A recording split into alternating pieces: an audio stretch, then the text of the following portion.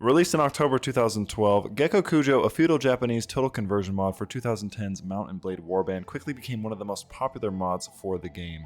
The mod took place during the Sengoku period, a time of strife and change in Japan when famous individuals like Oda Nobunaga, Toyotomi Hideyoshi, and Tokugawa Ieyasu rose to power. The mod featured an entirely new map, a host of new castles and towns with models of their own, new units and weapons like the excellent gunpowder unit, diplomacy, and so much more.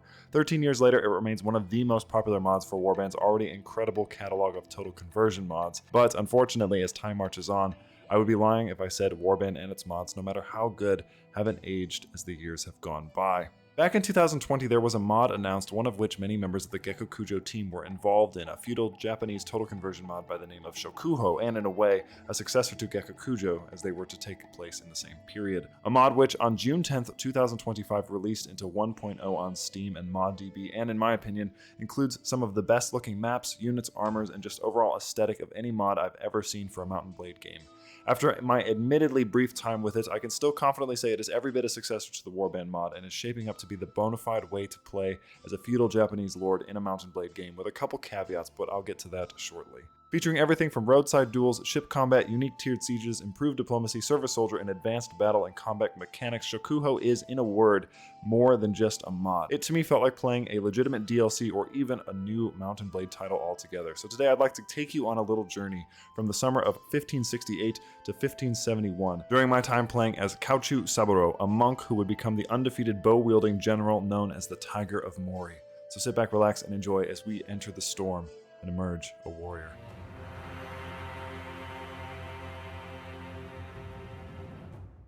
When loading the game for the first time, players are treated to this incredible main screen art and then the loading screen art subsequently, which has this really lovely paint brush effect over the top of it. I liked all of these quite a lot. Players are then shown a map of Japan as it is currently available in the mod, with each region, much like with Bannerlord's factions, being given a brief backstory and cultural bonuses for you to consider. I quite enjoy the rolling waves in the background of the screen and the art each culture has associated with it within this rising red sun. It's really well done. Pretty much all of the art in the mod is just incredible. For my part, I chose to be from Saikai because initially I had wanted to play as a gunpowder commander, and after hitting randomize a few times, settled on this lovely chap to play as. Your backstory, like in Bannerlord, determines your starting stats, and as I said in the intro, I began as a monk who specialized in polearms, so not at all a gunpowder unit for whatever reason. To further this irony, I would quickly discover that I did not care for polearms in this mod at all, and wouldn't even use those after the first hour or so. But I kept the character out of pure stubbornness more than anything else. For my banner, I found myself drawn to the butterfly for some reason, which I made yellow on a field of purple and with the name Kochu, which roughly means butterfly, and I got from the Demon Slayer anime character, this one right here. Thinking about it now, the purple was likely for the same reason. Again, whatever. I chose the name Saburo for this character because of the Akira Kurosawa samurai film Ran, which is a fantastic adaptation of Shakespeare's King Lear and one of my favorite movies, so I figured it would be perfect to use for this video. There I take a quick glance at the absolutely massive map and watch the little optional cutscene discussing the current situation in the realm. Since I was next to it anyway, I decided to check out the Shinto shrine, assuming I could go inside, but unfortunately, outside of donating to the temple for an opinion boost, recruiting from their elite monk troop pool, which boasts a rather robust troop tree for you to experiment with, or buying books, there isn't much else you can do at temples currently.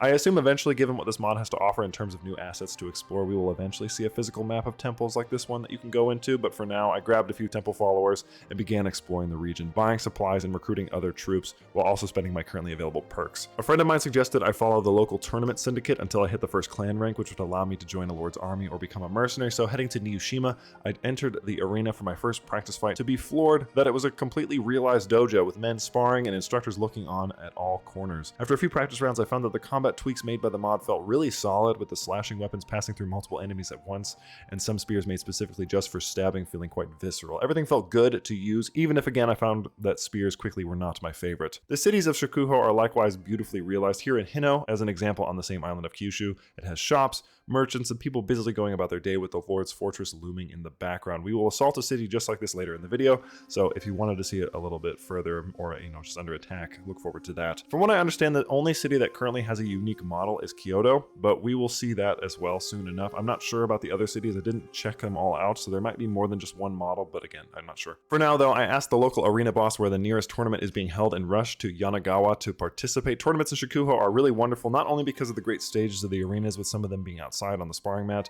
surrounded by onlookers, and others being within the dojo itself, but also as you improve your gear, you will be able to keep whatever armor you have on, with only the weapons themselves being randomized, so the better your your armor is, the better you're going to do. After a few tough matchups and a final fight that had me at the edge of my seat with almost no health in a polearm fight, I managed to secure the victory and won a rather nice set of armor and some gold from betting on myself. Since I was feeling pretty high on life, I decided to try out a quest for a local village, this one pertaining to a troublesome Christian missionary who was evidently bothering the townsfolk. Entering into the village, which again, just stunning to look at. Look at these fields and thatched roof homes, it's so lovely. I find the missionary and quickly capture him, agreeing to take him to the nearest port for transport off the island. Travel between the islands of Japan must be done at a port if players do not own a boat, which is something you can purchase at the same place. Ferries are rather expensive, so I opt out of taking one of these for now. Returning to the village, I inform the elder I have gotten rid of the missionary, and ironically this ends up being one of the only quests I complete for the majority of the run, as I found a lot of them were causing crashes for me, something which unfortunately plagued my time with the mod and was ultimately the reason I stopped playing when I did. Since we're talking about it anyway, in 20 hours I had to have had at least a crash every 30 minutes to an hour, with some coming every 10 to 15 minutes depending on some unfortunate load or map configuration or whatever. Admittedly, the devs seem to be aware of these issues and are working hard on fixes, but it's something to keep in mind if you're planning on trying the mod in these earlier days. In Tachibanayana, I won my second tournament, this time for a nice one-handed wakizashi. Being around autumn and with a couple thousand gold to my name, I made for the port of Matsuyama and transferred to nearby Akamagazeki, I think is how you would say that, for a couple hundred gold. Easily the cheapest ferry ride I ever saw. In Kushizaki, I found the next tournament, which I won for the stable katana, my first solid weapon. Shortly after this, I amazingly participated in my first battle against two groups of looters, which we handily won, my troops being roughly half of the elite monk units I mentioned earlier, so they were pretty strong. I decided around this time I wanted to focus my troops on mostly range units, as they are incredibly powerful in Bannerlord, and Shokuho is no exception.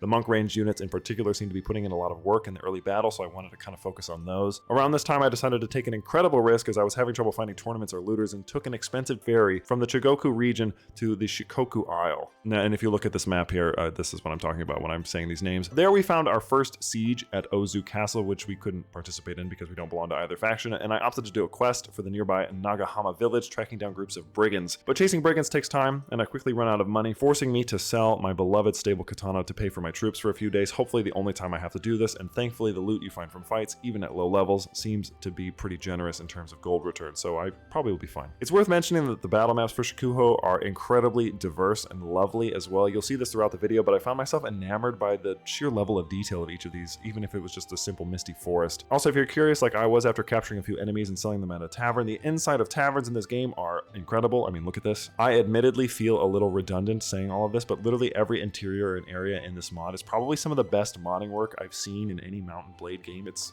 just truly impressive stuff. I noticed there was also a nearby sea pirate hideout, so I decided to take care of that for more renown, as I still hadn't quite hit the renown for the first clan level. As much as I've just gushed about the areas and the settings of this mod, this is probably the weakest of the bandit camps you'll see in the mod, but the loot was quite tasty, so I can't complain. Around this point, I was trying to figure out who I should side with in these conflicts as a mercenary, and panned around the map, which again is huge, and decided after winning yet another tournament, I would make my way off the island and head for the center of Japan, where, after I gained the required renown, I would hopefully be able to become a mercenary for lords like Nobunaga or Tokugawa. And since I was nearby, I visited Kyoto at night, and let me tell you, it is really something. The trees and flower, despite the fact it's winter on the world map, really add to the ambiance of the world. It's beautiful. Tournaments and bandit camps continued to be my general loop for the next couple hours, with the loot and earnings from both going towards supplies and improving my armor, which was coming along quite nicely. By spring 1569, I had a small but fairly elite group of archers at my back and was easily clearing pretty much every challenge that came my way. And after a battle with some pretty weak brigands, I reached clan rank 1 and attempted to join with the forces of Tokugawa,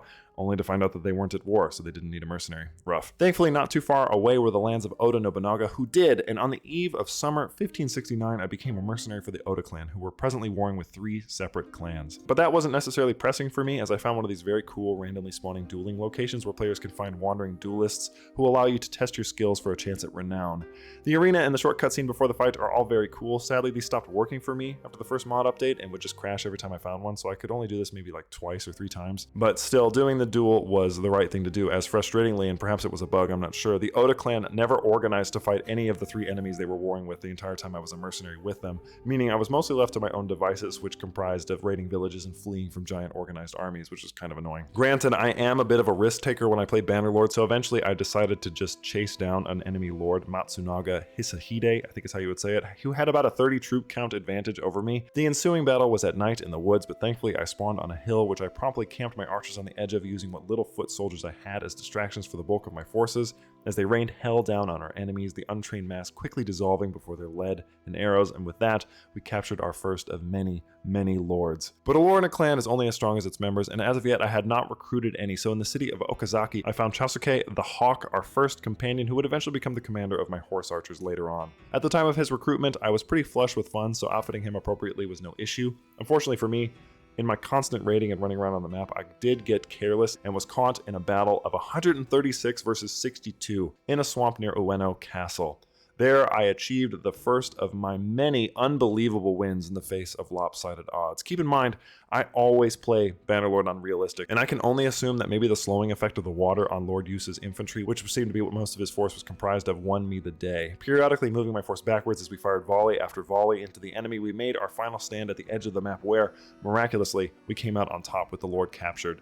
I spent the next hour or so raiding villages for goods as again, Nobunaga's forces remained utterly uninterested in mounting any sort of offensive against their now numerous enemies. My skills with the bow as well were pretty honed at this point, and I felt confident in my switch from the polearms I never really liked anyway. In autumn 1569, I found my first battlefield, which is a mechanic or a location I never quite got the hang of. Evidently, you're supposed to go in and extract loot with your troops, but it never seemed to actually do anything either time I tried it, so I'm not sure if this feature actually works. Shortly after, I hired Suguru, the Outcast, to be my infantry captain, and my clan grew to 3. Aside from upgrading their armor, I made sure to drip out my lads for the cityscapes as well, so they're never caught lacking. I also visited Kyoto in the daytime, which I show you again because, well, look at it, it's great. I also got into a fight with a local thug, which is unfortunate for the thug as it ended poorly for him. By now I have a bit of a reputation as a raider and great warrior, but despite this, in the winter of 1569, after earning quite a bit of renown and fortune with the Oda clan, I resign my mercenary ship and leave for Chugoku once again, where the Mori clan resides and are making quick strides to swallow up as much land as possible, which sounded like a nice chance at profit to me, so I signed up with them and almost immediately got into my first proper army versus army battle, which, though heavily in the Mori favor, is always a big moment in any Mountain Blade run. There's nothing quite like fighting amidst a huge host of enemies and friendlies. The chaos and the glory, Mountain Blade, above all else, captures the feeling of being on the ground of a battle like this perfectly, and Shokuho, for all its crashes, captures the raw energy of these confrontations perfectly, with battles as intense as they are enjoyable. It was really wonderful. Now, life with the Mori was pretty sweet, I can't lie, because near the end of winter 1569, I was finally able to participate in my first siege, not of a castle, but of the city of Okayama. As I briefly explained in the intro, sieges are a tiered affair, meaning you have to work your way up from the city streets over the hastily constructed walls and defenses, and depending on the layout, out the back and towards the fort or keep on the hill. Arrows and bullets hailing down all the while on the exposed slopes. Even though this was a pretty lopsided fight, again, this first siege made me feel like a god as I cleared a literal entire area of it by myself, nailing headshots and cutting enemies down left and right with my sword, while looking like Toshiro Mifune in Throne of Blood. While I got knocked out, meaning I would not be able to storm the keep, we won easily, and Saburo finished with around 44 kills or knockouts, Bannerlord not differentiating between the two, thus beginning the first chapter of the legend of the Tiger of Mori. After a quick resupply and armor upgrade, the army moved on to Hogi Castle, which was this absolutely sun-bathed hill and tree-laden fortress amidst rolling hills. Really lovely stuff. I'm not sure how many different castle models there are in the mod, but it felt like every siege I did at least was a different one, and they're all equally impressive, as you will soon see. After the battle, I decided to visit the Lords of Mori in the keep for some libations and broached the idea of joining the clan proper. This was a proper clan, after all, seemingly, and wasn't afraid to fight for what they wanted. I was informed I would have to speak to the head of the Mori, Terumoto, who was not in the army and was actually back at his capital city. I actually ended up finding him in the hills near Sakuara Castle, and I swore fealty in the spring of 1570. For my loyalty, I was awarded a small retinue of elite guards and a Tachi sword with a tiger fur sheath, hence my nickname. With my loyalty secured, I decided to continue our war efforts against the Uragami clan on my own, and in rice field or forest, I made battle with them, winning time and time again, capturing and humiliating most of them in turn. In late spring, I decided to stop at the nearby port of Onomichi to purchase myself 2 Sekibun, large transport ships for my army at 20k a pop, so I wouldn't have to pay for the ferry anymore. Though you can have up to 30 ships, these were the only 2 I ever purchased, as 1, they're really expensive, and 2, there's an upkeep cost per day you have to pay towards them, and I didn't want to have to pay too much. Though I did have a couple workshops under my belt, I was still thiefless, so the cost of these would be a hit if I didn't continue on my hot streak. Shortly after my ships were complete, I decided to, while a Mori army assembled on Shikoku, explore the waters and see if there was anything interesting to glean from within them, which I didn't find, but there is something I can show you later on in the video. After battling with a couple of Sogu lords, I found another battlefield, and this time, determined to see it through, I entered it with a small retinue of elite monk archers, and yeah, I have no idea how this is supposed to work. It seems like you're supposed to go out with your party and start looting the lootable spots, and they kind of continue doing that until the loot is gone, but there was never any indication that they were actually acquiring anything. So I decided to see what would happen if we cleared the field of looters, because again, I assumed maybe you have to beat everyone out and you get the loot, but no such luck. I don't think this mechanic works, and if it does a poor job of articulating whatever it is you're actually supposed to be gaining, so I don't know. As I set sail to rejoin the Mori clan army, I ended up also participating in my first and only ship battle. I feel conflicted about these because on the one hand, it's incredibly technically impressive that these are even a thing, but the combat is incredibly jank. Although it does look cool, and again, the fact that developers managed to pull this off pre-war sales is super impressive. It's hard for me to say that I recommend doing them, as they're really clunky for my taste, and so I only tried it once, and I cannot imagine having to do something like this army versus army, but I do look forward to seeing this feature post-DLC to see what sort of improvements they make. Arriving back on friendly shores, I meet up with the Mori army besieging Kuzan Castle, a Sogo castle nestled between the Mori lands, and I hoped perhaps my first fief. The battle for it was brutal, and I can only assume it has something to do with the layout, but we had to literally brawl for every inch. But in the end, we did emerge victorious, and not long after, I was awarded Kuzan Castle as my first fief and became a proper lord of the Mori clan. Happy days. For the last year or so of my playthrough, life became a bit of a blur of sieges, battles, bandit camps, captured lords, and crashes. Sorry, I do have to reiterate, the mod crashes a lot. I did manage to survive long enough on the next immediate siege at Sogo Castle to reach the keep proper, which does offer this really excellent battle to the top where the final defenders desperately attempt to hold you back from presumably their lord, who was not actually in the castle, but it's still cool. The only other worthy thing of note from 1570 was in the winter near the island of what I think is supposed to be Shinkamigodo. There is a secret retreat which will only appear when you get close enough to it. Inside you can find a hermit who will, like in base Bannerlord, offer you a chance to stop playing as your current character and allow you to play as somebody else, or you can approach a strange mask-wearing man named Kaido who offers you a random chest for 1,000 gold. Yes, Shokuho has a loot box minigame. I couldn't believe it myself. I got far more hooked on this than I care to admit and spent somewhere upwards of like 20,000 gold seeing if I could get any of the more unique or rare items, although I was not so lucky. But it's still fun. From here, there isn't much else to share. There were battles, victories, loot, and most of the same you've already seen. Saburo, as I said in the beginning, amazingly never lost a battle despite sometimes overwhelming odds, and ended up becoming a very competent lord of 2 separate castles and several workshops. Though I left him and the Mori clan in the midst of a fresh war, they were, at the time of my conclusion, easily one of the strongest factions on the map, so I'm pretty confident they had no problem winning the day and securing more lands for their clan. Thus, for now, we end the story of the Tiger of Mori and this video. Shokuho, in conclusion, is an incredible mod, and despite my complaints about its constant crashes, I have to admit that it performed well when it needed to in battles or in towns, and only ever crashed on the overworld. It was always unbelievably beautiful to behold. I genuinely mean it when I say this is one of the finest Mount & Blade mods I have ever played, and I've been playing these games for a hot minute. I cannot wait to see what they do going forward, but I encourage you, if you're willing to deal with the occasional crash, or the frequent crash, to try the mod out for yourself. It's a great time, and I genuinely can't wait to personally get back in there, perhaps this time with a gunpowder and katana only character, and see what sort of glory and ruin I can reap in the strife-filled lands of feudal Japan. But that, my friends, is going to be it for me. I hope that you enjoyed this video. As always, I'm Soul, and I will happily see you in the next one.